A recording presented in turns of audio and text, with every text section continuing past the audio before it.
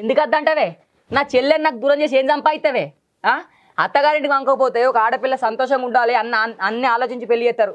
అదే నా నాన్నకు తెలియకుండా ఏదో వాళ్ళకి ఇచ్చి పెళ్లి చేసిన కంచెలి దాని లగ్గమైన కంచెలు అరవా కష్టపడుతుంది. నేను మంచిగా చూసుకుంటున్నా, కానీ నా భావన మంచిగా చూసుకుంటలేడు.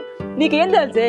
నేను చిన్నప్పుడు కష్టపడ్డప్పుడు నేను పైకి చదువుకోవాలి, నేను చదువుకోవాలని చెప్పి అది కైకిలి పని చేసి అది నాకులే పోయి అది ఎంతో కష్టపడి నన్ను చదివించి నన్ను చదువుకోవాలి, నన్ను చదువుకుంటాను మంచుకుంటా చెప్పి నన్ను చూసిండే. నీకేం తెలిసి నా చెల్లె గురించి?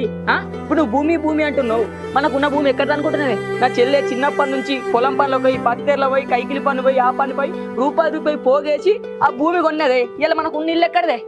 మా అయ్యమన్న కోట్లు అనుకుంటున్నావా? నా అన్న మంచుకుండాలని చెప్పి వేసి నిన్నే నీకు ఇది కాదే బుద్ధిరా నువ్వు నీ అబ్బగారి ఇంటికి పోయి ఉన్నప్పుడు నీకు బుద్ధి ఏర్పడుతుంది. అర్థమవుతుందా? ఏంది నా అబ్బగారి ఇంటికి పోమంటానవా? పోకపోతే ఏం చేస్తావే? నా చెల్ల బాధ నీకు ఏం తెలిసే? ఎప్పుడు ఆస్తి అంటారు. ఒక ఆడపిల్లకి కావాల్సిన ఆస్తి కాదే, అందరు కలిసిమెలిసి సంతోషంగా ఉంటే అదే సంతోషమే. కానీ పైసలు